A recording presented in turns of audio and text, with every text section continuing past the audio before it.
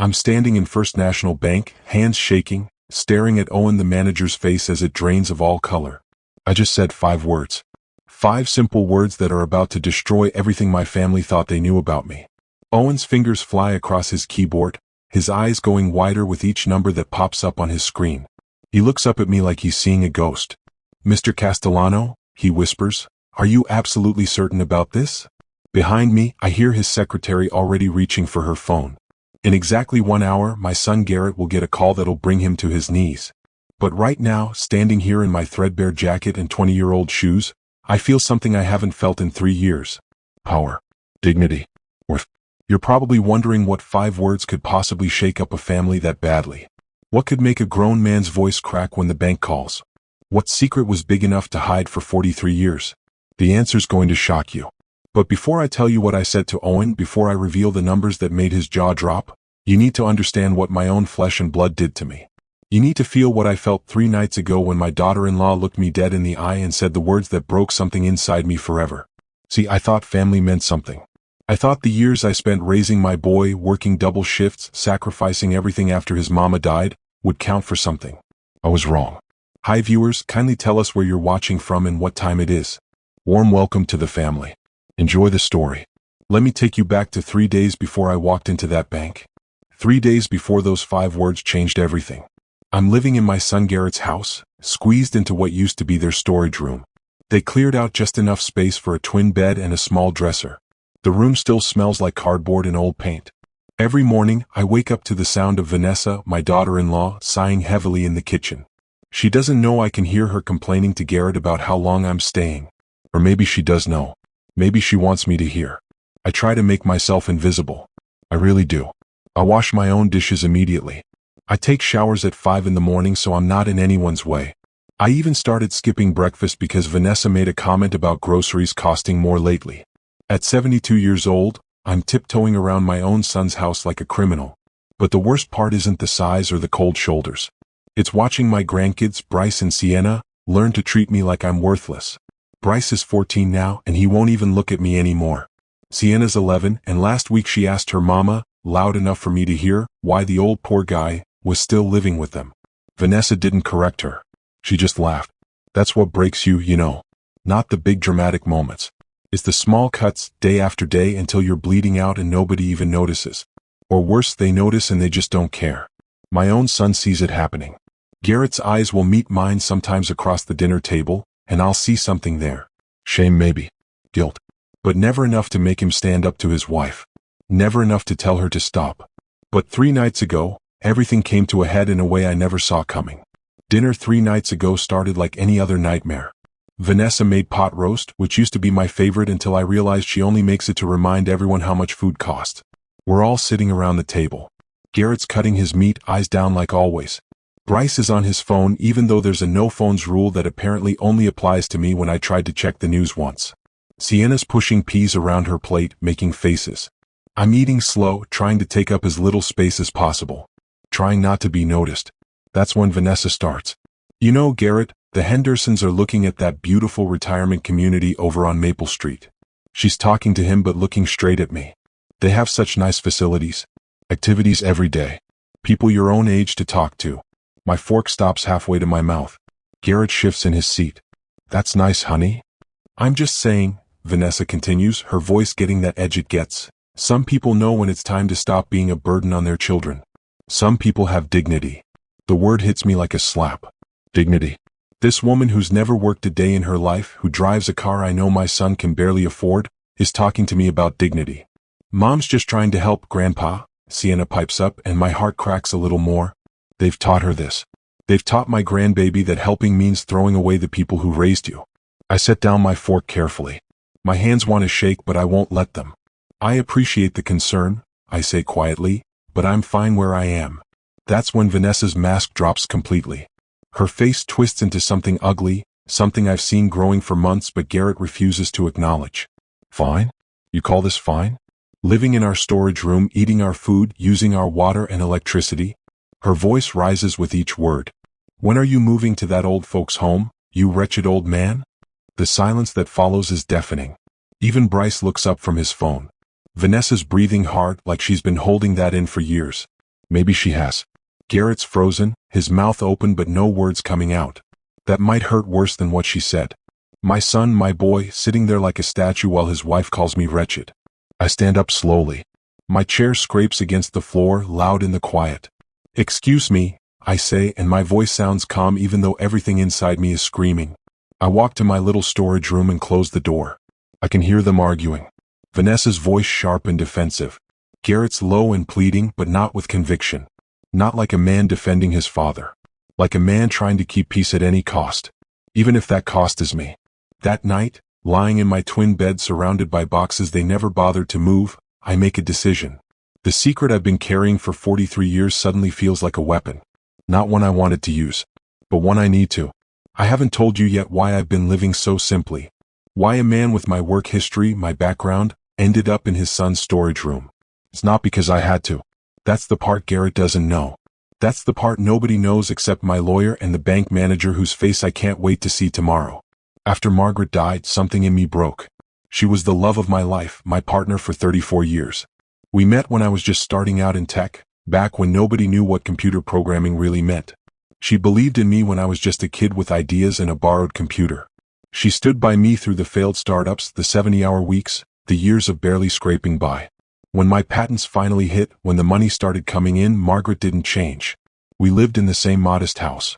Drove the same cars. She said money couldn't buy what we already had. And she was right. We donated quietly, lived simply, and planned to leave most of it to causes that mattered. Then she got sick. Cancer, fast and brutal. 6 months from diagnosis to goodbye. All that money, all those resources, and I couldn't save her. Couldn't buy one more day with the woman who made everything make sense. After the funeral, I couldn't look at that money. Couldn't touch it. Every dollar felt like a reminder that I had everything except what mattered. So I left it where it was. I lived off my small pension, moved into a cheaper place, gave away most of our things. Garrett knew his mama died. He didn't know about the money she and I built together.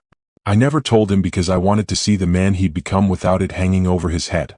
I wanted to see if he'd take care of his old man because he loved him, not because he thought there might be an inheritance coming. Turns out I got my answer. And it's breaking my heart. But here's what Garrett doesn't understand. What Vanessa and her greed and cruelty can't possibly grasp. That money in those accounts? It's grown. 43 years of patents on early database architecture, on code that runs in systems people use every single day. 43 years of royalties, investments, compound interest. The number would make your head spin. Tomorrow morning, I'm going to walk into First National Bank. I'm going to say 5 words to Owen, the manager. And I'm going to watch my son's world flip upside down when he realizes the broke old man he let his wife torture is worth more than he'll make in 10 lifetimes. You probably think I'm doing this for revenge.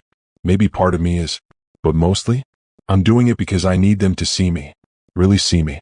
Not as a burden or a charity case or a wretched old man taking up space. As a human being who deserved better. As a father who gave everything and got nothing back but contempt. Sleep doesn't come easy that night. I lie there listening to the house settle, thinking about Margaret and what she'd say about all this. She'd probably tell me to forgive them. She always did have a bigger heart than me. But she also never let anyone treat her like garbage. She had this quiet strength, this way of demanding respect without saying a word. Tomorrow I'm going to channel every bit of that strength. I'm going to walk out of this house with my duffel bag and my dignity, and I'm never coming back. Morning comes gray and cold. I'm packed before anyone wakes up. One duffel bag with my clothes, my photos of Margaret, and the key to safety deposit box 847. That's all I need. Everything else in this room can stay here and rot for all I care. I hear Garrett's alarm go off at 6:30. Hear him shuffle to the bathroom, start the shower. Part of me wants to wait, wants to see his face one more time before I go. But I know if I look at him, if I see my boy who used to climb into my lap and ask me to read him stories, I might lose my nerve. I might forgive him before he's earned it. So I slip out the side door while the shower's running. The morning air hits my face, sharp and clean. Feels like freedom. Feels like the first real breath I've taken in 3 years. The walk to downtown takes me 40 minutes. I don't rush. Every step is taking me away from that house of whispers and sighs, taking me toward something new. Something I should have done years ago. People pass me on the sidewalk heading to work, lost in their phones and their problems. Nobody sees an old man with a duffel bag and thinks there's a story there. Nobody imagines what I'm about to do. I pass Murphy's Diner where Margaret and I used to have breakfast every Saturday. The owner, Rita, waves at me through the window. She remembers. Some people still do. Still see me as I was, not as I've become in Garrett's house. 2 blocks from the bank, my phone starts buzzing. Garrett. He's awake, noticed I'm gone. The phone buzzes again. Again. I silence it and keep walking. Whatever he has to say, I don't need to hear it. Not yet. Not until after. First National Bank sits on the corner of Main and 5th. Big glass windows reflecting the cloudy sky. I've been banking here for 47 years. Owen's been the manager for the last 12. He knows my name from the small pension checks I deposit. What he doesn't know is that I have 3 other accounts here. Big ones. The kind that make banks very, very nervous when you talk about closing them. My hand's on the door handle when my phone buzzes again. This time it's a text from Garrett. Dad, where are you? Vanessa feels terrible about last night. Come home. We can talk. I almost laugh. Vanessa feels terrible. Not he feels terrible. Not they were wrong. Vanessa feels terrible, which probably means she feels annoyed that I left without permission. That's what I've become to them. A pet that wandered off. I silence my phone completely and push through the glass doors. The bank's nearly empty this early. Just Owen behind his desk and 2 tellers counting drawers. The air conditioning hums. Everything smells like money and floor polish. Owen looks up when I walk in, gives me that professional smile bank manager's practice. Good morning, Mr. Castellano. Here for your usual deposit. No, I say, and my voice comes out stronger than I expected. I need to talk to you about my accounts. All of them. Something flickers across Owen's face. Confusion, maybe. Of course. Let me pull up your information. He types on his computer, casual, expecting to see my little pension account and nothing else. Then his fingers stop. His eyes go wide. He looks at me, then back at the screen, then at me again. Mr. Castellano, I'm seeing several accounts here that require verification. Can you confirm your full legal name and the last 4 digits of your social? I give him the information. Watch him type. Watch his face go from confused to shocked to almost frightened. Sir, he says quietly, perhaps we should speak in my office. The other tellers are starting to notice. Owen's never this formal with me. Never this careful. We walk to his private office, glass walls but a solid door. He closes it behind us. Gestures for me to sit. His hands are actually shaking a little as he pulls up my full account history. Mr. Castellano, he says, and his voice has completely changed. This isn't the casual greeting anymore. This is the voice banks use for their wealthiest clients. I'm looking at 4 accounts under your name. 3 savings accounts and 1 investment portfolio. The total combined balance is... He trails off, blinking at the screen like it might be wrong. 4.7 million, I finish for him. Give or take whatever interest posted this month. Owen's face goes pale. Actually pale. Sir, I have to ask. Why have you been living off just your pension? Why have these accounts been untouched for over 4 decades? Because I didn't need the money, I say simply. My wife and I built that together. After she died, I didn't want it. But I'm going to need it now. Because I'm closing all my accounts. Those 5 words hang in the air between us. I'm closing all my accounts. 5 words that are about to change everything. Owen's staring at me like I just spoke a foreign language. Mr. Castellano, closing accounts of this size requires several protocols. I'll need to contact our regional manager. We'll need to verify your identity multiple times. And sir, I'm legally required to contact your emergency contact on file for accounts over a certain threshold. I know, I say. That's my son Garrett. You call him. You tell him exactly what's happening. Owen swallows hard. Outside his office, I can see the other employees starting to gather. Word spreads fast in small banks. The old guy in the threadbare jacket just walked in and talked about millions. They're all watching through the glass. But right now, sitting in this leather chair, watching Owen's fingers tremble over his keyboard, I feel something I haven't felt since Margaret died. I feel like myself again. Owen's making the call. His hands hovering over the phone like it might bite him. Mr. Castellano, I want to confirm one more time. You're requesting to close all 4 accounts and transfer the full balance of $4.7 million. This action is irreversible. I'm certain, I say. My voice doesn't shake. Not even a little. He dials. I can hear it ringing through his desktop speaker. Once, twice. Then Vanessa's voice, sharp and annoyed. Hello. Good morning, ma'am. This is Owen Patterson, manager at First National Bank. I'm calling regarding accounts held by Mr. Castellano. Is Garrett available? There's a pause. I can almost see her face, confused and irritated that a bank's calling about me. What accounts? The old man doesn't have any money. That's why he's living with us. Owen's eyes flick to me. He clears his throat. Ma'am, this is a mandatory notification call regarding significant account activity. I really need to speak with Garrett. Fine. Hold on. Her voice goes muffled. I hear her yelling for Garrett, calling him away from breakfast, telling him the bank's calling about his deadbeat dad. That word, deadbeat. After everything I sacrificed, everything I gave up, I'm a deadbeat to her. Garrett's voice comes on worried. Hello? This is Garrett. Is my father okay? Sir, your father is here with me. He's safe. However, I'm required to inform you that he's in the process of closing multiple accounts with a combined balance of $4.7 million. As his listed emergency contact, you have the right to be present for this transaction, though you cannot prevent it. The funds belong solely to him. The silence on the other end is deafening. Then Garrett's voice, strangled, confused. I'm sorry, did you say million? There must be some mistake. My father lives on a small pension. He doesn't have that kind of money. There's no mistake, sir. Your father holds patents that have generated substantial royalties over the past 4 decades. He's requesting full liquidation today. I hear something crash in the background. Vanessa's voice screaming, what? Then scrambling, chaos, Garrett trying to talk over her. We're coming right now. Don't let him do anything. We're 5 minutes away. Owen ends the call and looks at me with something like pity. Sir, are you sure about this? Your son sounds. My son sounds exactly how I expected him to sound, I interrupt. Now they care. Now I matter. Let's continue with the paperwork. The next 40 minutes are a blur of signatures and verification codes. Owen brings in his regional supervisor on a video call. They confirm my identity 3 different ways. The whole time I can see employees gathering outside the office, whispering. The old guy nobody noticed is suddenly the most important person in the building. My phone's exploding with calls. Garrett. Vanessa. Garrett again. Text messages flooding in. Dad, please wait. We can talk about this. Don't make any rash decisions. Rash. Like I haven't spent 3 years thinking about this. Like last night wasn't the final straw in a pile of straw that's been building since I moved into that storage room. I'm reviewing the final cashier's check when I hear it. Tires squealing in the parking lot outside. Car doors slamming. Then Garrett and Vanessa burst through the bank entrance, both of them wild-eyed and breathing hard. Vanessa's still in her bathrobe. Garrett didn't even put on shoes properly, one's untied and flapping.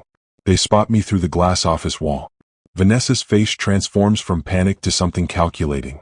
She smooths her hair, plasters on a smile. They're coming toward the office and I know exactly what's about to happen. The performance of a lifetime.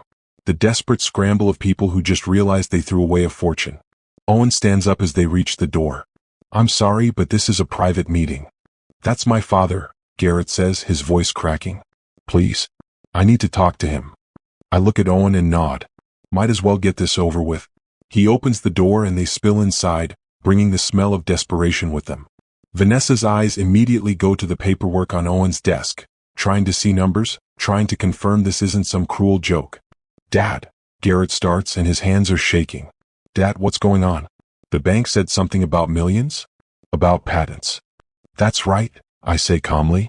Your mother and I built something together. After she died, I didn't touch it. Wanted to see what kind of man you'd become on your own. Vanessa's mask is already cracking. But you've been living with us like you were broke. You let us think. I let you show me who you really are. I cut her off. Both of you. Garrett collapses into the chair next to me. His face has gone gray, like he's finally understanding what he's lost. What he threw away for a woman who's already calculating, her eyes darting between me and the paperwork, trying to figure out how to fix this. Mr. Castellano, she says, and her voice is dripping with fake sweetness that makes my stomach turn. I think there's been a terrible misunderstanding. Last night I was just stressed. I didn't mean those things. You called me wretched, I say quietly. You asked when I was moving to an old folks' home. Your daughter asked why the poor guy was still living with you. You taught her that. You taught both of my grandchildren that I was worthless. We can fix this, Vanessa continues, reaching for my hand. I pull away. You can come back home. We'll clear out the master bedroom, you can have it. We'll do better. I'll do better. If you're watching this and you've ever been in a situation where someone only valued you after they found out what you had, drop a comment. Tell me I'm not crazy for what I'm about to do next. I'm not coming back, I say. The finality in my voice makes Vanessa's fake smile vanish completely. I'm taking this money and I'm going to do what your mother and I always planned, Garrett. I'm going to donate most of it to charities, hospice care, veterans programs, organizations that help elderly people who actually have nowhere to go, people who weren't treated like trash by their own families. Most of it. Vanessa's voice goes shrill. You're giving away millions to strangers instead of your own family? My family threw me away first, I say. I'm keeping enough to live comfortably for whatever time I have left. Alone. With dignity. Something I haven't had in 3 years. Garrett finally speaks and his voice is broken. Dad, I'm sorry. I should have stood up for you. I should have protected you from. He can't even say it. Can't admit what he let happen. You should have, I agree. But you didn't. You sat there at that dinner table and watched your wife call me wretched. You said nothing. You did nothing. And that silence told me everything I needed to know. Vanessa's done pretending now. Her face twists with rage. This is insane. That money should go to your grandchildren. To your son. To family. Family takes care of each other, I say. Family doesn't make their elderly father sleep in a storage room. Family doesn't sigh every time he walks into a room. Family doesn't count the cost of every meal he eats. Owen clears his throat uncomfortably. Mr. Castellano, the paperwork is complete. The funds will be transferred according to your instructions. Your new accounts at our downtown branch will be active within 24 hours. I stand up, taking the folder of documents. Garrett stands too desperate. Dad, please. Give me a chance to make this right. Come stay with us for just 1 more week. Let me show you I can be better. I gave you 3 years of chances, I say. 3 years of being invisible in my own son's house. 3 years of watching you choose her comfort over my dignity. I'm done giving chances to people who only want me when I'm worth something. I walk toward the door. Garrett follows, still pleading. Vanessa's screaming now, her true nature on full display for everyone in the bank to see. She's yelling about lawyers, about undue influence, about getting her share. Her share. Of money she didn't know existed until an hour ago. You're going to regret this, she spits at me. You're going to die alone in some apartment and wish you'd appreciated what you had. I stop at the door and turn back. Look at my son, really look at him. See the boy who used to hug my neck and call me his hero. See the man who let his wife destroy that little boy's father. I already know what it's like to live with people and feel completely alone, I say. At least this way I'll have peace. I walk out of First National Bank with my head high. Behind me, I hear Vanessa shrieking at Garrett, blaming him, calling him weak and stupid for not knowing about the money. I hear Garrett crying. Actually crying. But I don't turn around. My phone's still buzzing. 15 missed calls now. 20. Text messages begging me to reconsider. But they're not begging me to come back because they love me. They're begging because they finally see the dollar signs they missed. They're grieving money they never had, not the relationship they destroyed. I take a cab to the apartment I rented yesterday. It's a small 1-bedroom overlooking Riverside Park, the same park where I used to take Garrett when he was 5 years old. We'd feed the ducks, play on the swings. He'd hold my hand and tell me about his dreams of being an astronaut, a firefighter, a superhero. Never in those dreams did he imagine becoming the kind of man who'd let his wife torture his own father. The apartment's bare, but it's mine. Clean white walls. Hardwood floors. Big windows that let in actual sunlight. No storage boxes. No whispered complaints. No sighs when I open the refrigerator. I set my duffel bag down and just breathe for the first time in forever. My phone rings again. This time it's not Garrett. It's a number I don't recognize. I almost don't answer, but something makes me pick up. Mr. Castellano? A woman's voice, young and nervous. This is Sienna. Your granddaughter. My heart stops. Sienna? I borrowed Mom's phone. She doesn't know I'm calling. She's whispering, voice shaky. Grandpa, I heard them fighting. I heard what Mom said to you at dinner. I heard what she's been saying for years. I'm so sorry. I didn't understand before. I thought grown-ups were always right, but Mom was wrong. So wrong. Tears hit my eyes before I can stop them. Sweetheart. I know you're not coming back. I don't blame you. But I wanted you to know that I love you. I remember when Grandma was alive and you'd take me to get ice cream. You'd let me get 2 scoops even though Mom said only 1. You were never mean or wretched. You're the kindest person I know, and I'm sorry I forgot that. I'm crying now, really crying. This 11-year-old child showing more emotional intelligence than her parents combined. I love you too, honey. So much. Can I still see you sometimes? Maybe just me? Without them. Anytime you want, I manage to say. Anytime at all. She hangs up quickly, probably heard her mother coming. But that one call, that one crack in the foundation of what I thought was total loss, changes something. Not everything. Not enough to forgive Garrett and Vanessa. But enough to remember that maybe I'm not completely alone in this world. The next few weeks pass in a blur. I meet with my lawyer, restructure my will. Garrett's getting a small amount, enough to be comfortable but not enough to waste. The bulk is going to charities in Margaret's name. Sienna's getting a trust fund for college that her parents can't touch. She's the only one who saw me as human when it mattered. I read in the local paper that someone made a massive anonymous donation to St. Mary's Hospice Center, the place where Margaret spent her final days. They're naming a new wing after her. The article mentions it's the largest single donation in their history. Garrett will see that article. He'll know. He'll understand what he lost. My new apartment slowly becomes a home. I buy real furniture. Hang pictures of Margaret. Join a book club at the library where nobody knows I'm wealthy and nobody cares. I'm just Cal, the quiet guy who loves mystery novels and makes terrible coffee. But Garrett won't stop calling.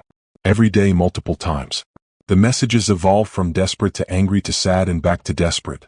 Vanessa's messages are pure venom. Threats about lawyers, about getting me declared incompetent, about turning my grandchildren against me. Empty threats from an empty person. Then, 6 months after I walked out of that bank, there's a knock on my door. I'm not expecting anyone. Sienna visits on Saturdays, always alone, always bringing me drawings or stories she's written. But it's Tuesday. Through the peephole I see Garrett. Just Garrett. No Vanessa. He looks terrible. Lost weight. Dark circles under his eyes. He's holding something, a folder maybe. I open the door but don't invite him in. What do you want? Just to talk, he says quietly. Please, Dad. 5 minutes. Against my better judgment, I let him in. He looks around the apartment, taking in the photos of his mother, the comfortable furniture, the life I've built without him. It's nice, he finally says. Really nice. What do you want, Garrett? I ask again. He sits down without being invited, puts his head in his hands. When he looks up, his eyes are red. I left her. I left Vanessa. 2 weeks ago. Filed for divorce. I don't know what I expected him to say, but it wasn't that. Why? Because you were right. About everything. His voice cracks. After you left, she showed who she really was. The money consumed her. She wanted to sue you, wanted to have you declared mentally unfit, wanted to take everything. She didn't care about you. She didn't even care about me, not really. She cared about what she thought she deserved.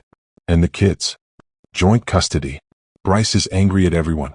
But Sienna? He smiles sadly. Sienna told me about visiting you. Told me I was an idiot for letting you go. An 11-year-old had to teach me how to be a decent human being. We sit in silence. Part of me wants to throw him out. Part of me sees my little boy who's finally waking up from a nightmare of his own making. Why are you here, son? Because I need to tell you the truth without anyone else around. Without Vanessa's voice in my head. Without excuses. He takes a shaky breath. I failed you. I knew what she was doing. I saw it. I heard it. And I did nothing because I was a coward. Because it was easier to keep the peace than to stand up for what was right. I chose my wife's comfort over my father's dignity. And that makes me, his voice breaks completely. That makes me no better than her. No, I say quietly. You're better than her. Because you're sitting here admitting it. She never would. I don't deserve your forgiveness, Garrett says. I know that. I'm not here asking for it. I'm here because you deserve to hear the truth. You deserve to hear that you were an amazing father. That every sacrifice you made, I remember. That when I was 10 and broke my arm, you worked double shifts for 3 months to pay the medical bills. That when Mom got sick, you never left her side. That you taught me about integrity and honor, and I just forgot. I forgot everything that mattered. He pulls out the folder he brought. I've been going to therapy. Trying to understand how I became this person. My therapist said I should write you a letter, but I needed to say it to your face. To look you in the eye and tell you that you deserved so much better than what I gave you. I take the folder. Inside is a handwritten letter, pages and pages of his chicken scratch handwriting. Apologies. Memories. Promises to be better. Are you asking to be let back into my life? I ask. No, he says, and that surprises me. I'm asking if maybe someday I could earn my way back. Not now. Not until I've proven I'm different. But someday. Maybe. Looking at my son, broken and honest for the first time in years, I realize something. Holding on to anger is easy. It's comfortable in its own terrible way. But Margaret wouldn't have wanted that. She would have wanted me to be open to redemption. Not to be a doormat. Not to forget what happened. But to be open. You can't undo the past, I tell him. Those 3 years, that dinner, Vanessa's words, your silence. They happened. They hurt me in ways I'm still healing from. I know, he whispers. But you're here. Alone. Honest. Asking for nothing except a chance to be better. That counts for something. I pause, choosing my words carefully. I'm not ready to go back to how things were. I don't know if I'll ever be ready for that. But maybe we can build something new. Something based on mutual respect and honesty instead of obligation and guilt. Garrett's crying openly now. I'd like that. However long it takes. Whatever that looks like. We'll start small, I say. Coffee once a month. Just us. You tell me about your life, I'll tell you about mine. No Vanessa. No pressure. No expectations except honesty. Okay, he manages. Thank you. Thank you for even considering it. He stands to leave, then stops at the door. Dad? The donations you made. The hospice wing named after Mom.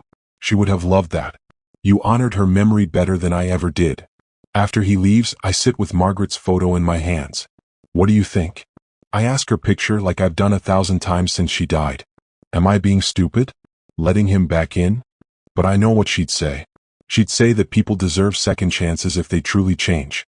She'd say that forgiveness isn't about forgetting, it's about not letting bitterness poison your own life. She'd say that our boy made terrible mistakes but he's trying to fix them. And trying matters. The months that follow aren't easy. Garrett and I meet for coffee every 4 weeks. The first few times are awkward, stilted conversations where we dance around real topics. But slowly, carefully, we start talking about actual things. His therapy. My book club. His struggles with a divorce. My friendship with Rita at Murphy's Diner. Sienna's writing talent. Bryce's slow thaw toward his father. I don't tell him he's forgiven because I'm not sure I have forgiven him, not completely. But I'm working on it. That's all any of us can do. Work on being better than we were yesterday. 1 year after I walked into that bank and said those 5 words, I'm sitting in Riverside Park feeding the ducks. Sienna's next to me reading her latest story out loud. It's about a brave knight who learns that real strength isn't about swords and battles. It's about admitting when you're wrong and working to be better. I wonder if Garrett told her about our conversations. Probably. My phone buzzes. A text from Garrett. Thank you for meeting last month. I know I say it every time, but I need you to know I mean it. You taught me that dignity isn't about money. It's about how you treat people when they can't do anything for you. I text back. Coffee next month. Same place. His reply is immediate. I'll be there. Looking at the water, at my granddaughter, at this life I built from the ashes of betrayal, I realize something. Those 5 words I said to Owen weren't just about closing accounts. They were about opening a door to a life where I matter. Where I'm seen. Where I'm valued not for what I have but for who I am. I'm closing all my accounts, meant I'm closing the door on being disrespected. On being invisible. On accepting less than I deserve. And in closing those doors I open new ones. To peace. To purpose. To relationships built on truth instead of convenience. The money? It was never really about the money. It was about the respect I'd lost and needed to reclaim. Sometimes you have to walk away from everything to show people what you were worth all along. Sometimes the only way to be seen is to disappear and let them realize what they lost. And if they're lucky, if they're willing to do the real work of change, maybe, just maybe, you can build something better from the ruins of what broke. If this story touched you, if you've ever felt invisible or undervalued by the people who should love you most, drop a comment below. Tell me your story. Tell others they're not alone. And please subscribe to this channel and hit that notification bell. We share stories like this every week. Real stories about real people finding their worth and their voice. Your comments inspire others who need to hear they deserve better. You never know whose life you might change by sharing your truth. Thank you for watching, and remember, you are worthy of respect.